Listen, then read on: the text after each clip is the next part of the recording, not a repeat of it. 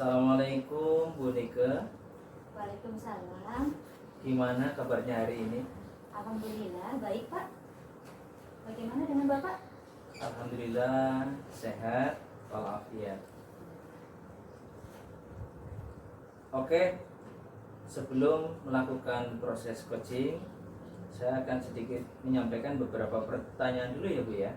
Boleh, silakan Pak. Terima kasih. Jadi nanti saya akan mencoba menjadi observer pada saat coaching antara coach dan coachee.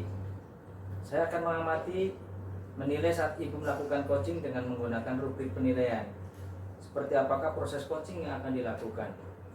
Apakah proses coaching sudah sesuai alur cerita atau belum?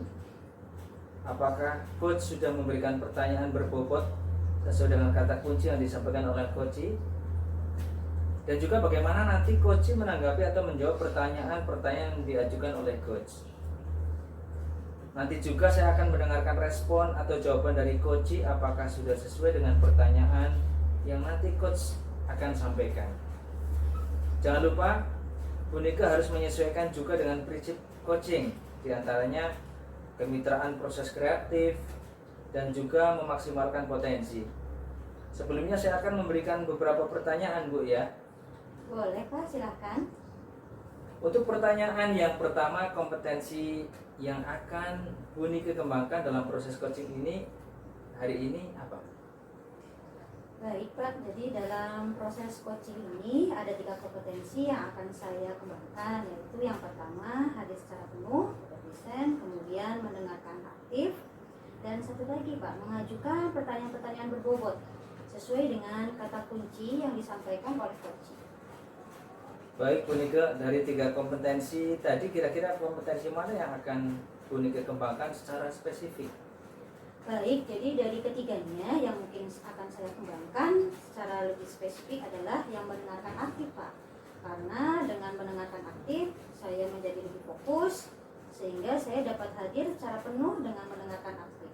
Nanti saya juga akan mengajukan pertanyaan-pertanyaan berbobot sesuai dengan kata kunci yang disampaikan oleh coach. Kemudian indikator yang bagaimana yang diinginkan oleh Bu Nike dalam proses coaching ini? Baik Pak, indikator ketercapaiannya saya akan melihat apakah coach sudah bisa mencari solusi atas permasalahan yang dihadapi, dan dia juga coach tersebut memiliki rencana aksi atau rencana ke depan apa yang akan dilakukannya. Baik, mungkin itu pertanyaan dari saya sebelum Ibu melakukan coaching. Terima kasih atas jawabannya. Silakan Bu Nike bisa melakukan proses coaching dengan coachee dengan sebaik-baiknya. Nanti setelah proses coaching selesai, kita ngobrol kembali ya Bu ya. Baik Pak, terima kasih ya Pak. Sama-sama, silakan Bu Nike melakukan proses coachingnya.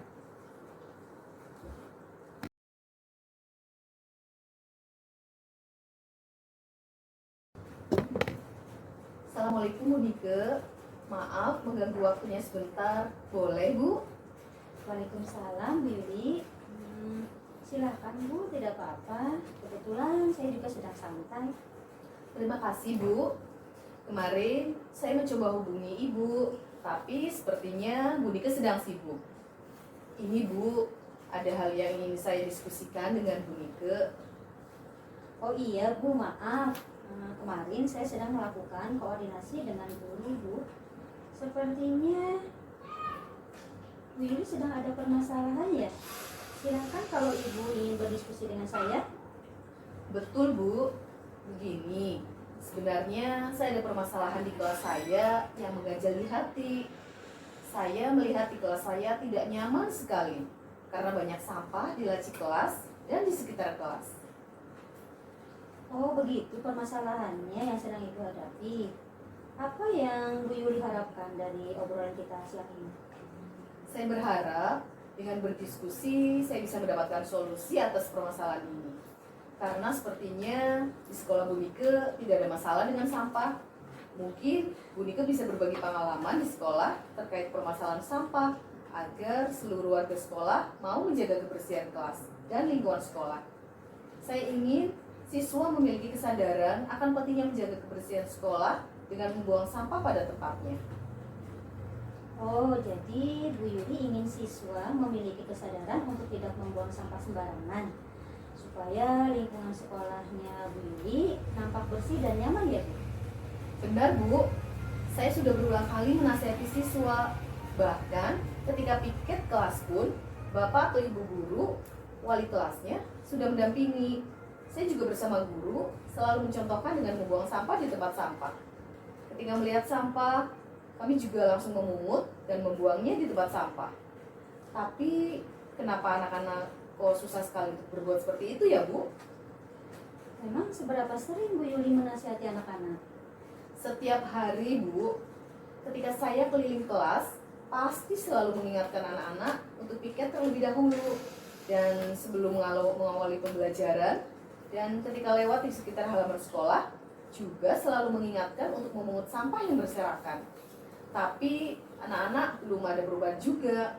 Mereka hanya ingat sesaat setelah diingatkan. Anak-anak itu kalau misalkan setelah jajan, sampahnya dibuang di mana tempat mereka duduk. Misalkan duduk di taman, sampahnya pun berserakan di tempat duduknya.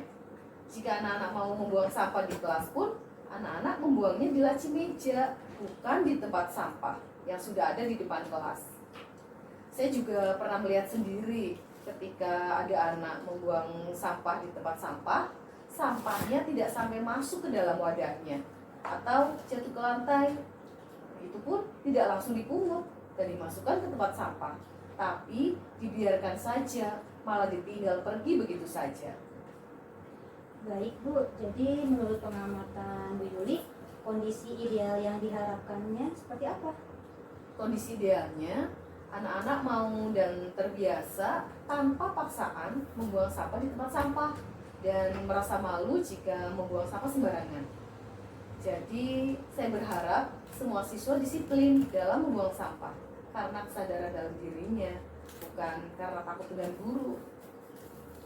Berarti idealnya Ibu mengharapkan semua siswa disiplin dalam membuang sampah karena kesadaran dalam dirinya ya Bu? Iya Bu, betul. Jika siswa yang seperti itu idealnya pada level 10 dan tidak ideal pada level 1 ya.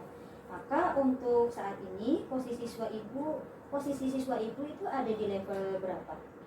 Kalau posisi saat ini ada pada level 5 Bu, karena sepertinya hampir banyak anak yang membuang sampah sembarangan daripada yang membuang sampah pada tempatnya. Kalau kondisi tersebut akan diubah, menurut Ibu akan sampai pada level berapa? Tentu saya menginginkan kondisi pada level antara 8 sampai 10 Bu. Dengan begitu kelas dan sekolah akan menjadi lebih nyaman dan semua siswa juga terbiasa dimanapun mereka berada akan selalu peduli dengan sampah. Tidak hanya di kelas atau sekolah saja Bu. Kalau Bu Yuli menginginkan kondisi pada level antara 8 sampai 10, apa yang bisa Ibu lakukan untuk mencapai kondisi tersebut? Yang ingin saya lakukan adalah mensosialisasikan kepada anak-anak bagaimana cara memperlakukan sampah, yaitu dengan memilah sampah, kemudian membuangnya di tempat yang sesuai.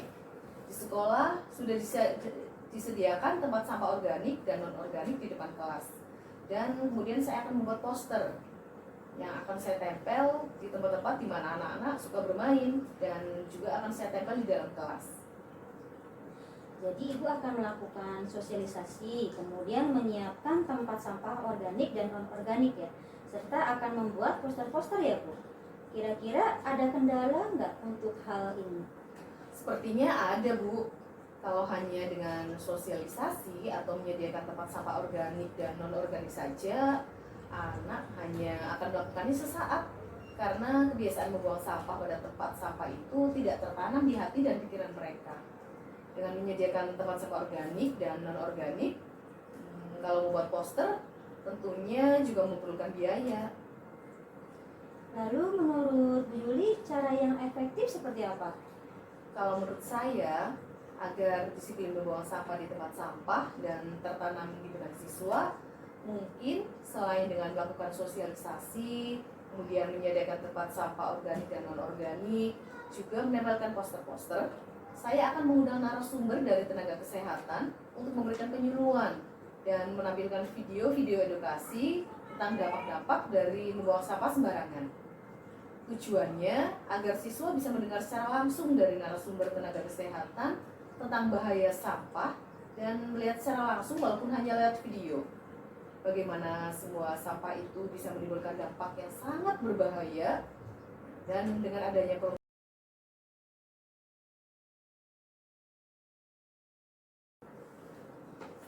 Selamat siang Bu Nika. Selamat siang Pak Umar. Baik, Bu Nika, bagaimana tadi hasil proses coachingnya, berjalan dengan lancar kah? Alhamdulillah Pak, proses coachingnya tadi berjalan dengan baik dan lancar. Alhamdulillah. Nah, setelah melakukan observasi bersama coach tadi, ada beberapa pertanyaan yang akan saya tanyakan kepada Bu Nika. Pertanyaan yang pertama, apa saja yang sudah Bu Nika dapatkan saat coaching terkait indikator ketercapaian yang diinginkan? Tadi selama coaching saya sudah melakukannya dengan alur tirta, yaitu dengan menanyakan tujuan, identifikasi masalah, kemudian rencana aksi dan tanggung jawab. Kemudian saya juga menggali potensi dari coach tersebut untuk menemukan solusi dari permasalahannya. Baik, Bu Nika sudah berhasil sesuai dengan yang tadi saya amati.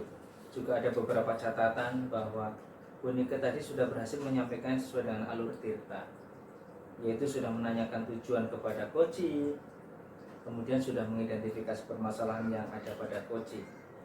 Kemudian Bu Nika juga sudah mengarahkan coach untuk mencari rencana aksi, tindakan apa yang sebaiknya dilakukan, dan juga sudah berhasil untuk menemukan rasa tanggung jawab yang ada pada diri coach, agar rencana aksi yang akan dilakukan dapat berjalan dengan baik. Dan saya juga sudah mendengar percakapan Bu Nika dengan coach. Bu Nika sudah fokus hadir penuh, sudah mendengarkan aktif.